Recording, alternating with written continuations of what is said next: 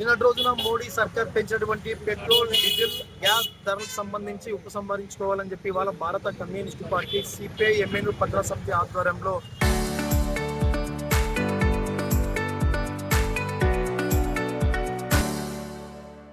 వినూత్నంగా అంబులెన్స్ ను లాగుతూ నిరసన వ్యక్తం చేయడం జరుగుతుంది.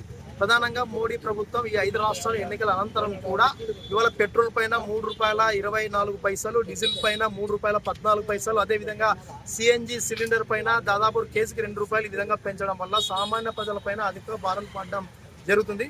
ప్రధానంగా ఇవాళ మోడీ చెప్పారు, ఎన్నికల సందర్భంగా మేము ఎటువంటి పెట్రోల్ డీజిల్ పెంచాం కాబట్టి యథావిధిగా కొనసాగుతాయని చెప్పినటువంటి మోడీ గారు ఇవాళ ఎన్నికలు అయిపోయిన తర్వాత ఇవాళ పెంచడం ఎంత దుర్మార్గంగా ఉందని చెప్పి మేము భావిస్తున్నాం. ఇప్పటికే పెద్ద ఎత్తున నిత్యావసర ధరలు ఆకాశాన్ని అంటాయి. అదేవిధంగా ఈ విధంగా పెంచడంతో ఇవాళ మధ్యతరగతి కుటుంబాలపై కూడా చాలా విపరీతంగా భారాలు పడ్డం జరుగుతున్నాయి. వ్యవసాయ రంగం పైన, కూలీలపైన, ప్రజలపైన, అన్ని రంగాల పనిచేసినటువంటి వారిపై కూడా విపరీతంగా భారాలు పెంచడానికి ఈ ప్రభుత్వం ఈ విధంగా దోహదం చేస్తుందని చెప్పి సందర్భంగా మేము కోరుతున్నాం. కాబట్టి పెంచినటువంటి డీజిల్, పెట్రోల్ ధరలు తక్షణమే ఉపసంహరించుకోవాలని చెప్పి కూడా పక్క కేంద్ర ప్రభుత్వం డిమాండ్ చేస్తాం. మరో పక్క ఇరాన్, అమెరికా యుద్ధ ఘర్షణ వాతావరణ నేపథ్యంలో అక్కడ పెంచారు కాబట్టి మేము పెంచుతున్నామని చెప్పి ఒక నెపాన్ని ఇవాళ ఇక్కడ చూపించడం జరుగుతుంది. కరెక్ట్ కాదు. ప్రపంచవ్యాప్తంగా క్రూడ్ ఆయిల్ ధరలు తగ్గుతున్నప్పుడు ఇండియన్ సంబంధించినటువంటి ఆయిల్ కంపెనీలకు సంబంధించి ఏ మాత్రమైనా రేట్లు తగ్గించడం జరిగిందా అని చెప్పి ఎక్కడ కూడా డీజిల్ ధరలు తగ్గించలేదు అప్పుడు. కానీ ఇప్పుడు ధరలు పెరిగామని చెప్పి నెపంతోనే దాదాపు ₹3 పైచలకి ఇవాళ పెంచడం ఎంత దుర్మార్గంగా ఉందని చెప్పి ఈ సందర్భంగా మోడీ ప్రభుత్వానికి తీవ్రంగా విమర్శిస్తున్నాం.